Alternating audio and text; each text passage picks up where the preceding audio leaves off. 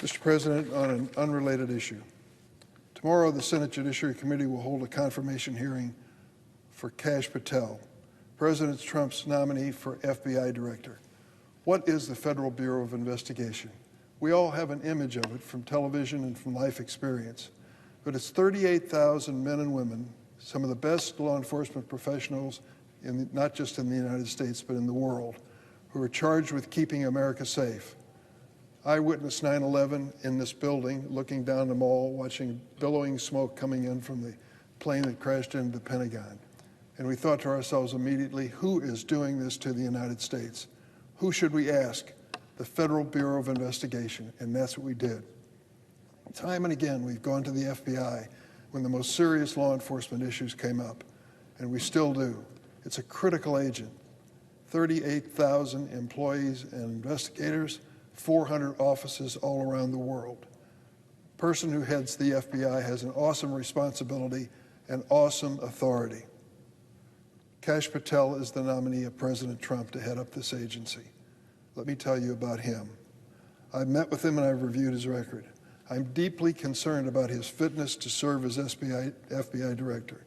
He has neither the experience, the judgment, nor the temperament to head this critical agency.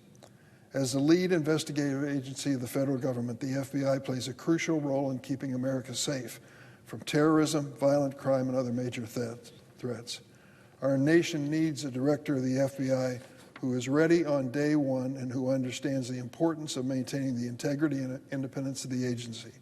Unfortunately, Mr. Patel's record of service to the government demonstrates the opposite. He has pledged his loyalty to President Trump and promised to weaponize the FBI on President Trump's behalf. Mr. Patel has published an enemies list of 60 people whom he calls, quote, government gangsters. He told far-right extremist Steve Bannon, quote, these people need to go to prison. I'm not going to go through all the names, but Mr. Patel has published it in his book, which I've had an opportunity to read not once but twice. Government Gangsters, it's called. It spells out in detail his enemies list, his hit list that he would have. This list includes many distinguished public servants who've dedicated their lives to our nation. Among them are Democrats and Republicans, including former Trump administration officials like the Secretary of Defense Esper.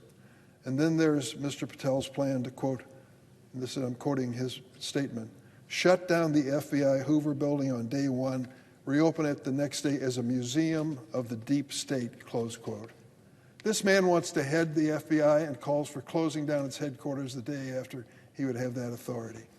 For goodness sakes. Mr. Patel has peddled debunked conspiracy theories throughout his adult life that benefit President Trump, Patel claims that January 6th was, quote, never an insurrection, and that the FBI, get this now, this is what Patel says, the FBI was planning January 6th for a year. Can you imagine it? He has even co-produced and sold recordings of a song performed by January 6 rioters who violently assaulted our police officers.